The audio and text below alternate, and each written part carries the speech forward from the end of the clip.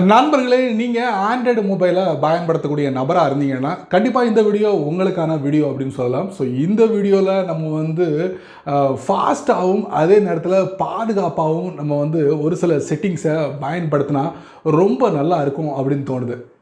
இல்லை, கண்டிப்பாக வேகமாகவும் பயன்படுத்தணும் நம்ம ஃபோனை, அதே நேரத்தில் ரொம்ப பாதுகாப்பான முறையிலையும் நம்ம பயன்படுத்தணும். ஸோ இந்த மாதிரி ஒரு சில செட்டிங்ஸை வந்து நான் இந்த வீடியோவில் உங்களுக்கு தெரியப்படுத்த போகிறேன். கண்டிப்பாக உங்களுக்கு அதுவும் உங்களுடைய ஆண்ட்ராய்டு ஃபோனுக்கு ரொம்ப யூஸ்ஃபுல்லாக இருக்கும். ஸோ அதை பற்றி நீங்கள் தெரிஞ்சுக்கணும்னா வழக்கம் போல் வீடியோக்கு லைக் கொடுத்துக்கோங்க. தொடர்ச்சியாக நம்முடைய சேனலை சப்போர்ட் பண்ணுங்கள். அதே மாதிரி தமிழ் டெக் ஜிஞ்சர் பேரில் ஒரு டெலகிராம் அக்கௌண்ட் இருக்குது. அதோட லிங்க்கை நான் கீழே கொடுத்துருக்கேன், தேவைப்பட்டால் ஜாயின் பண்ணிக்கோங்க. ஒருவேளை நீங்கள் யூடியூபோட நோட்டிஃபிகேஷனை மிஸ் பண்ணிட்டீங்கன்னா நான் போடுற வீடியோவை டேரெக்டாக அங்கே கேட்ச் பண்ணிடலாம். என் பேர் சையத், நீங்கள் பார்க்குற சேனல் தமிழ் டெக் ஜிஞ்சர். வாங்க முழுமையான வீடியோக்குள்ளே போகலாம்.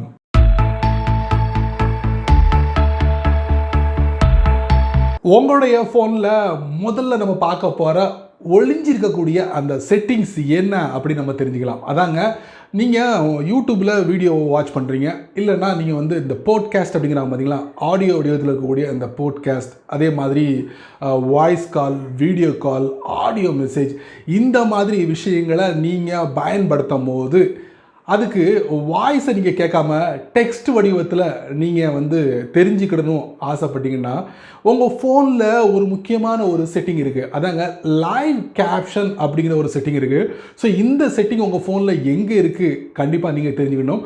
ஸோ இது மூலயமா என்ன பலன் அப்படிங்கிறத நம்ம தெரிஞ்சுக்கலாம்.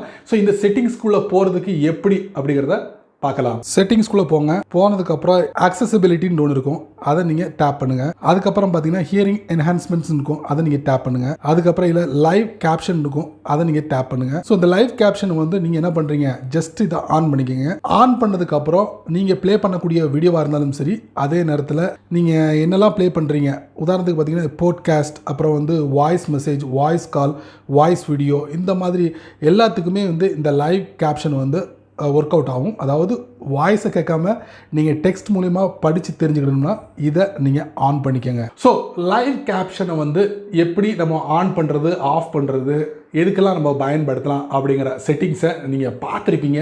கண்டிப்பாக இந்த லைவ் கேப்ஷன் உங்களுக்கு ரொம்ப யூஸ்ஃபுல்லாக இருக்கும். இன்னொரு முக்கியமான விஷயம், இந்த லைவ் கேப்ஷனை பயன்படுத்துறதுனால உங்கள் ஃபோனோட பேட்ரி வெகுவாக குறையிறதுக்கு வாய்ப்புகள் இருக்குது. பட் ஒரு நன்மை இருக்குல்ல, அதை நம்ம பார்க்க வேண்டியிருக்குல்ல. ஸோ அது தேவைன்னா கண்டிப்பாக பேட்ரி உங்களுக்கு லாஸ் ஆகும். இல்லை லைவ் கேப்ஷனை வந்து தேவையில்லை அப்படின்னு நீங்கள் நினச்சிங்கன்னா உங்களுக்கு உங்களுடைய பேட்டரியை நீங்கள் அதிகமாக மிச்சப்படுத்தலாம். அதே நேரத்தில் இன்னொரு முக்கியமான விஷயம், இந்த லைவ் கேப்ஷன் வந்து உங்களுக்கு இந்த பேட்ரி சேவ் மோடு இருக்குது பார்த்தீங்களா, அதில் ஒர்க் ஆகாது, ஆட்டோமேட்டிக்லி டேர்ன் ஆஃப் ஆகிடும். அடுத்ததாக ஒரு செமையான செட்டிங். இந்த செட்டிங் வந்து கொஞ்சம் டீப்பாக உள்ளே போடும் அப்படின்னு சொல்லலாம்.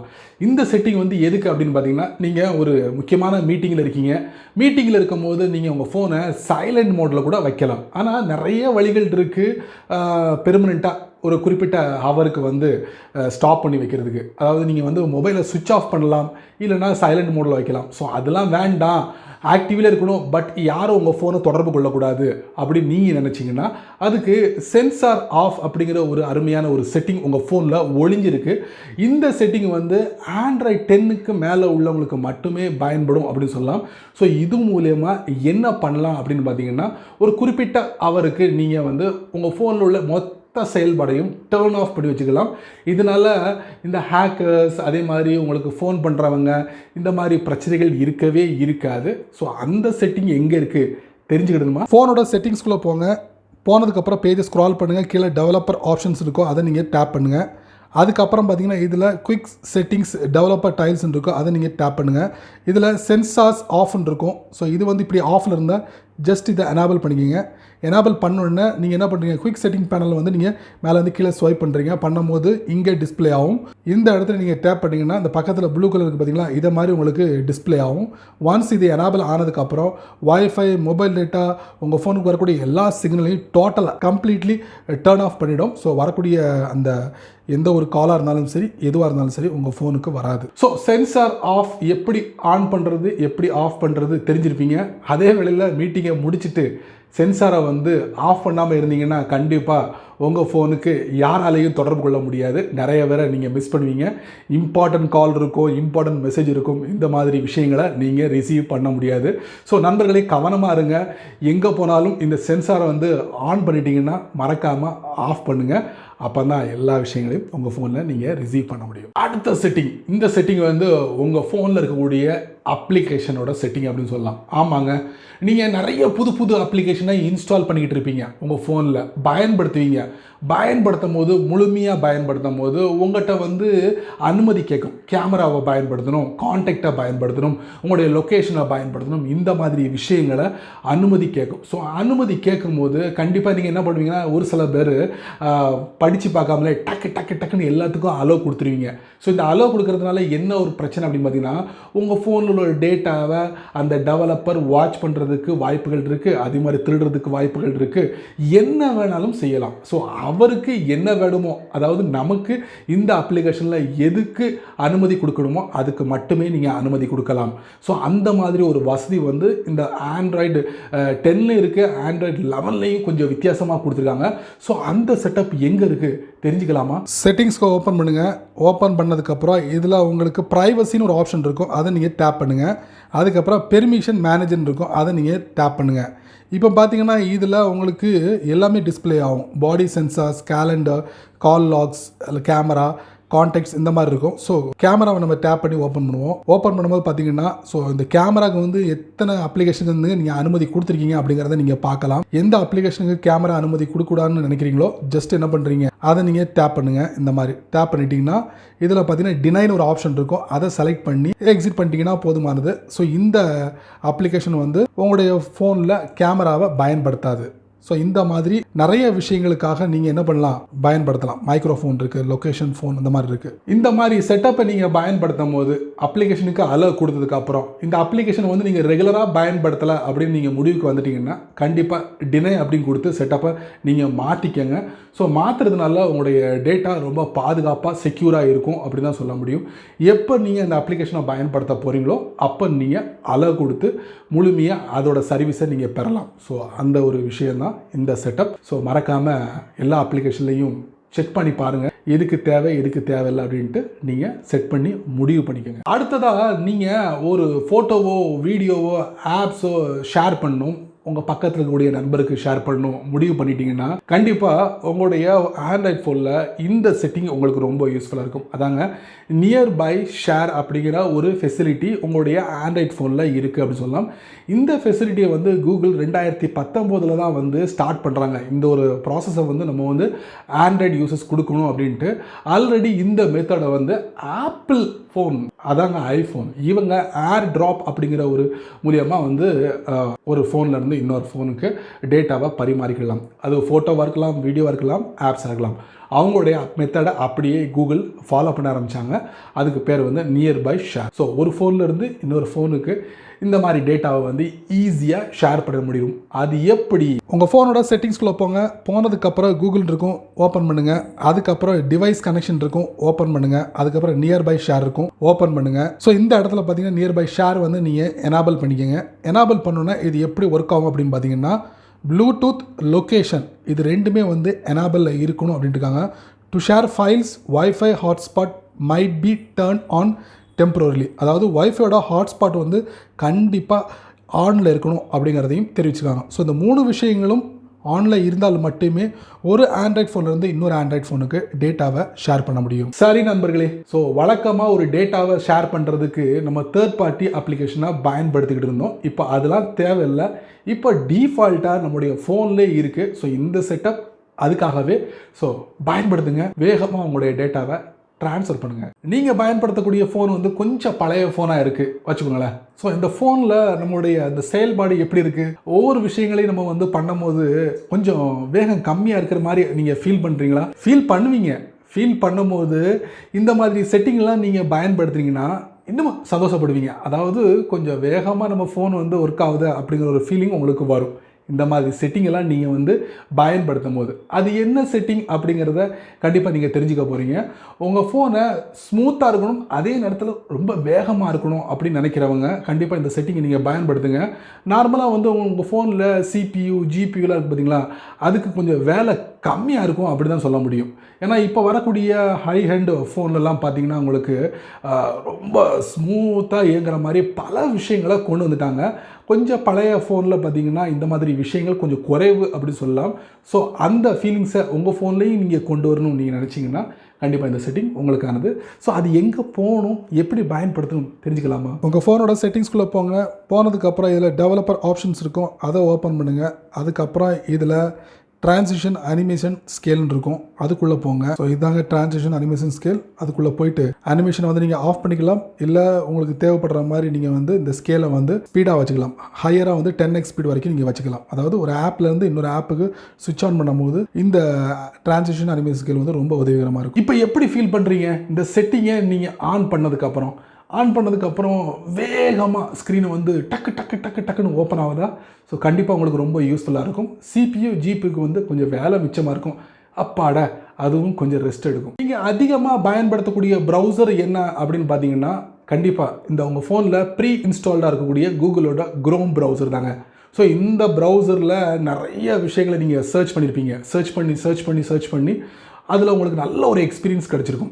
ஒரு வாட்டி நீங்கள் சர்ச் பண்ண விஷயங்கள் உங்கள் ப்ரௌசரில் சேவ் ஆகி இருக்கும். மறுபடியும் நீங்கள் இப்போ இல்லை 2 நாள் கழித்து அதே விஷயத்தை நீங்கள் டைப் பண்ணிங்கன்னா கண்டிப்பாக அது வந்து உங்களுக்கு ஒரு சர்ச் ஹிஸ்ட்ரியாக வந்து உங்களுக்கு அது டிஸ்பிளே ஆகும். ஸோ ஈஸியாக அந்த சைட்டுக்குள்ளே போயிடலாம். ஸோ இந்த விஷயத்தை வந்து குரோம் கையாண்டுக்கிட்டு இருக்காங்க. ஒருவேளை இந்த டேட்டா லீக் ஆகாதா அப்படிங்கிறத நான் சொல்ல மாட்டேன், வாய்ப்பு இருக்குது.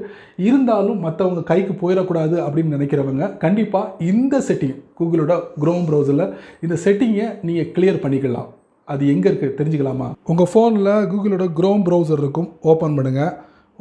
டாப் ரைட்டில் 3 டாட், அதுக்கப்புறம் செட்டிங்ஸ், அதுக்கப்புறம் பேஜை ஸ்க்ரால் பண்ணுங்கள். இதில் சைட் செட்டிங்ஸ் இருக்கும், அதை நீங்கள் டேப் பண்ணுங்கள். அதுக்கப்புறம் பார்த்தீங்கன்னா இதில் டேட்டா ஸ்டோர்டுன்னு இருக்கும், அதை நீங்கள் டேப் பண்ணுங்கள். இது எல்லாமே நீங்கள் உங்கள் குரோம் ப்ரௌசரில் நிறைய விஷயங்களை சர்ச் பண்ணியிருப்பீங்க, இது எல்லாமே இங்கே ஸ்டோர் ஆகிருக்கு. மறுபடியும் இந்த விஷயங்களை நீங்கள் சர்ச் பண்ணணும்னா உங்களுக்கு ஆட்டோமேட்டிக்கலி எடுத்து கொடுத்துரும். ஸோ ஈஸியாக அந்த சைட்டுக்குள்ளே என்ட்ரு ஆகிடலாம். ஈவன் யூசர் நேம் பாஸ்வேர்டு கூட சில சமயங்களில் ஸ்டோர் ஆகிருக்கும். ஸோ அது கூட நீங்கள் வந்து கவர் பண்ணிக்கலாம் மறுபடியும். ஸோ இதை கிளியர் ஆல் டேட்டா கொடுக்கறது மூலியமாக எல்லாமே கிளியர் ஆகிடும். சரி, இந்த செட்டிங்கை நீங்கள் கிளியர் பண்ணிட்டீங்க. கிளியர் பண்ணிங்கன்னா என்ன ஆகும்?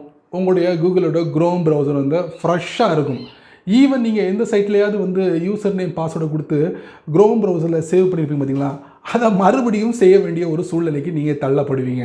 ஸோ அது பண்ணணும்னா கண்டிப்பாக நீங்கள் பண்ணலாம், கிளியர் பண்ணலாம் டேட்டாவை ஃபுல்லாக. இல்லை நான் சேவ் பண்ண எல்லா டேட்டாவும் அழிஞ்சிரும் அப்படின்னு நினச்சிங்கன்னா நீங்கள் வழக்கம் போல் குரோம் ப்ரௌசரில் என்ன பண்ணுவீங்களோ அதை பண்ணிவிட்டு போய்கிட்டே இருங்க. உங்கள் ஃபோனை நீங்கள் ஓப்பன் பண்ணி நிறைய விஷயங்களை பயன்படுத்திக்கிட்டே இருக்கீங்க. நிறைய விஷயங்கள் என்ன, உங்கள் ஃபோனில் நிறைய அப்ளிகேஷன் இருக்கும், நிறையா ஒர்க் அவுட் பண்ணியிருப்பீங்க, பண்ணிவிட்டு ஃபோன்லேருந்து வெளியே வந்திருப்பீங்க. ஆனாலும் உங்கள் ஃபோனுக்கு பின்னால் என்னென்ன அப்ளிகேஷன்லாம் ரன் ஆகிக்கிட்டு இருக்குது, இதனால் உங்களுக்கு என்ன பாதிப்பு ஏற்படும் அப்படிங்கிற விவரங்களை பார்க்கும்போது கண்டிப்பாக முதல்ல தாக்கக்கூடிய இடம் பார்த்திங்கன்னா உங்கள் ஃபோனோட பேட்ரி தாங்க. அதாவது நீங்கள் உங்கள் ஃபோனை ஃபுல் சார்ஜ் பண்ணி வச்சுருப்பீங்க. ஸோ இந்த மாதிரி அப்ளிகேஷன் நீங்கள் பயன்படுத்திட்டு வெளியே வரும்போது பின்னாடி வந்து உட்காந்துக்கிட்டு கொஞ்சம் கொஞ்சமாக வந்து பேட்டரியோட அந்த சார்ஜை வந்து அப்படியே குறைச்சிக்கிட்டு இருக்கும் அப்படின்னு சொல்லலாம். ஸோ இதை வந்து நம்ம தடுக்கிறதுக்கு செட்டிங்ஸ்குள்ளே போனதுக்கப்புறம் டெவலப்பர் ஆப்ஷன்ஸ், அதுக்கப்புறம் பார்த்தீங்கன்னா இல்லை ரன்னிங் சர்வீசஸ் இருக்கும், அதை நீங்கள் டேப் பண்ணி உள்ளே போனதுக்கப்புறம் உங்கள் ஃபோனில் எந்தெந்த ஆப் வந்து பேக்ரவுண்ட் ரன் ஆகிக்கிட்டு இருக்குது அப்படிங்கிறத நீங்கள் தெரிஞ்சுக்க முடியும். ஸோ தேவையில்லாத ஆப்ஸை வந்து நீங்கள் முடக்கம் பண்ண முடியும், அதாவது ஸ்டாப் பண்ண முடியும். ஸோ பேக்ரவுண்டில் ரன் ஆகிறத ஸ்டாப் பண்ண முடியும். ஸோ ரேமோட ஸ்டேட்டஸை நீங்கள் தெரிஞ்சுக்கலாம், எவ்வளோ ரேமை வந்து உங்களுடைய அப்ளிகேஷன், உங்கள் ஃபோனில் இருக்கக்கூடிய அப்ளிகேஷன் வந்து எடுத்துக்கிடுது அப்படிங்கிறத நீங்கள் இதில் தெரிஞ்சுக்க முடியும். சரி, இந்த செட்டிங்கை நீங்கள் பார்த்துட்டீங்க, இதை எப்படி நிறுத்தணும் அப்படிங்கிறத நீங்கள் தெரிஞ்சுக்கிட்டீங்க. பட் ஒரு முக்கியமான அப்ளிகேஷனுடைய ஃபங்க்ஷனை நீங்கள் பேக்ரவுண்டில் ரன் ஆகிறத ஸ்டாப் பண்ணிட்டீங்கன்னு வச்சுக்கோங்க, கண்டிப்பாக அந்த அப்ளிகேஷன் வந்து வரக்கூடிய ஒரு சில நோட்டிஃபிகேஷன் உங்களுக்குன்னு இல்லை, நீங்கள் ரிசீவ் பண்ண முடியாது. அதுதான் உண்மை. ஸோ அதை கவனத்தில் எடுத்துக்கிட்டு தேவையில்லாத அப்ளிகேஷனை மட்டும் இந்த பேக்ரவுண்டில் ரன் பண்ணுறத ஸ்டாப் பண்ணிக்கலாம். மற்ற எல்லா அப்ளிகேஷனையும் நீங்கள் பேக்ரவுண்டில் ரன் பண்ண வைக்கலாம். ஸோ அதை நான் உங்களுக்கு தெரியப்படுத்துகிறேன். கவனமாக அதிகமாக நீங்கள் வந்து இந்த வாட்ஸ்அப், ஃபேஸ்புக், ட்விட்டர், இன்ஸ்டாகிராம் இந்த மாதிரி அப்ளிகேஷனை பயன்படுத்துவீங்க. ஸோ அந்த மாதிரி அப்ளிகேஷனுக்கு வந்து கண்டிப்பாக நோட்டிஃபிகேஷன் நிறைய வரும். ஸோ அதெல்லாம் கொஞ்சம் தள்ளி வச்சுக்கோங்க. மற்றதெல்லாம் பேக்ரவுண்டில் ரன் ஆகிக்கிட்டு இருக்கா, கொஞ்ச நேரத்துக்கு ஸ்டாப் பண்ணுங்கள். ஃபைனலி ஒரு முக்கியமான விஷயத்தை நான் உங்களுக்கு சொல்லிவிட்டு நான் முடிச்சுக்கிறேன். என்னென்னா, இப்போ வரக்கூடிய மொபைல்களில் பார்த்தீங்கன்னா 60 hertz refresh rate display, 90 hertz refresh rate display, 120, 144 இந்த மாதிரி ரெஃப்ரெஷ் ரேட் டிஸ்பிளேயை சமீப காலமாக நீங்கள் கேள்விப்பட்டிருப்பீங்க, வாசிச்சிருப்பீங்க. ஸோ இதெல்லாம் எதுக்கு அப்படி பார்த்திங்கன்னா, உங்களுடைய ரெஃப்ரெஷ் ரேட் டிஸ்பிளே அப்படின்னு சொல்லலாம். அதை பற்றி நம்ம உள்ளே டீப்பாக போக வேண்டாம், தெரிஞ்சிருக்கும் கண்டிப்பாக. ஸோ இதெல்லாம் வந்து இருந்தால் உங்களுடைய அந்த கேமிங் ஆக்டிவிட்டிக்கு பார்த்திங்கன்னா ஒரு செம்மையாக இருக்கும். செம்ம ஃபாஸ்ட்டாக நீங்கள் வந்து ப்ளே பண்ண முடியும், எந்த வித பிரச்சனையும் இருக்காது அப்படின்னு சொல்லலாம். ஈவன் மொபைலில் மட்டும் இல்லைங்க, இப்போ டிவிகள்லேயும் இந்த ரெஃப்ரெஷ் ரேட் டிஸ்பிளே வந்து வெட்ட வெளிச்சமாக உங்களுக்கு காட்டுறாங்க. ஸோ அந்த ரெஃப்ரெஷ் ரேட் டிஸ்பிளேயை உங்கள் ஃபோனில் மெயின் ஸ்க்ரீனில் ஏதாவது ஒரு இடத்துல அவங்க ஒரு லொக்கேஷனை வந்து ஃபிக்ஸ் பண்ணிப்பாங்க. அந்த இடத்துல வந்து நீங்கள் பார்க்கணுமா, அதுக்கு ஒரு அருமையான ஒரு செட்டிங் தெரிஞ்சுக்கலாமா? மொபைலோட செட்டிங்ஸ்குள்ளே போனதுக்கப்புறம் இதில் டெவலப்பர் ஆப்ஷன்ஸ் இருக்கும், அதை நீங்கள் டேப் பண்ணுங்கள். இதில் பார்த்தீங்கன்னா உங்களுக்கு show refresh rate display, so அந்த ஒரு செட்டிங்ஸ் இந்த டெவலப்பர் ஆப்ஷன்ஸில் இருக்குது. அதை நீங்கள் கண்டுபிடிங்க. ஸோ எங்கே இருக்குது அப்படின்னு பார்த்தோம்னா, இங்கே பார்த்தீங்கன்னா show refresh rate display. So இதை நீங்கள் இதை ஆன் பண்ணிங்கன்னா டாப் லெஃப்ட்டில் உங்கள் ஃபோனோட ரெஃப்ரெஷ் ரேட் டிஸ்பிளே என்ன அப்படிங்கிறத காட்டி கொடுத்துரும். 60 ஹெர்ட்ஸ் ரெஃப்ரெஷ் ரேட் டிஸ்பிளே என்னுடைய ஃபோன். ஸோ உங்கள் ஃபோனில் 60, 90, 120, 144 ஈஸியாக நீங்கள் டிஸ்பிளே பண்ணிட முடியும். கண்டிப்பாக இந்த ரெஃப்ரெஷ் ரேட் டிஸ்பிளே அவசியம் தானா எனேபிள் பண்ணி வைக்கிறது? ஸோ வச்சுக்கலாம், தெரிஞ்சுக்கலாம் உங்கள் ஃபோனோட ரெஃப்ரெஷ் ரேட் டிஸ்பிளே என்னன்னு. ஸோ மறக்கிறதுக்கு வாய்ப்புகள் இருக்குது, எல்லாத்தையும் நம்ம கீப்பப் பண்ண முடியாது. ஸோ இந்த ஒரு அருமையான செட்டிங்கை நீங்கள் ஆன் பண்ணி வச்சுக்கோங்க தேவைப்பட்ட. என்ன நண்பர்களே, இந்த வீடியோவை ரொம்ப பொறுமையாக நீங்கள் வாட்ச் பண்ணியிருப்பீங்க. கண்டிப்பாக இந்த வீடியோவில் காமிச்ச ஒவ்வொரு செட்டிங்கும் மிகவும் பாதுகாப்பான செக்யூரான ஒரு செட்டிங், அதே நேரத்தில் வேகமாக பயன்படுத்தக்கூடிய ஒரு செட்டிங் அப்படின்னு சொல்லலாம். ரொம்ப யூஸ்ஃபுல்லாக இருக்குன்னு நினைக்கிறேன். யூஸ்ஃபுல்லாக இருந்துச்சுன்னா கண்டிப்பாக உங்களுடைய கருத்துக்களை மறக்காமல் கீழே உள்ள கமெண்ட் செக்ஷனில் பதிவு பண்ணுங்கள். பயனுள்ளதாக இருந்ததுன்னா மற்றவங்களுக்கு ஷேர் பண்ணுங்கள், அவங்களும் அனுபவிக்கட்டுமே, அதுக்கு தான் சொல்ல வரேன். அதே மாதிரி இந்த வீடியோவை நீங்கள் பார்த்ததுக்கப்புறம் இந்த வீடியோவில் நான் ஒரு புது யூஸருங்க, பார்வையாளருங்க அப்படின்னு நீங்கள் நினச்சிங்கன்னா கண்டிப்பாக மறக்காமல் சேனலுக்கு கீழே ஒரு ரெட் கலர் பட்டன் இருக்குது, அதை நீங்கள் சப்ஸ்கிரைப் பண்ணுங்கள். பக்கத்தில் ஒரு பெல் ஐக்கான் இருக்குது, அதை நீங்கள் ப்ரெஸ் பண்ணுங்கள். பிடிச்சா லைக் பண்ணுங்கள், பிடிக்கலனா அன்லைக்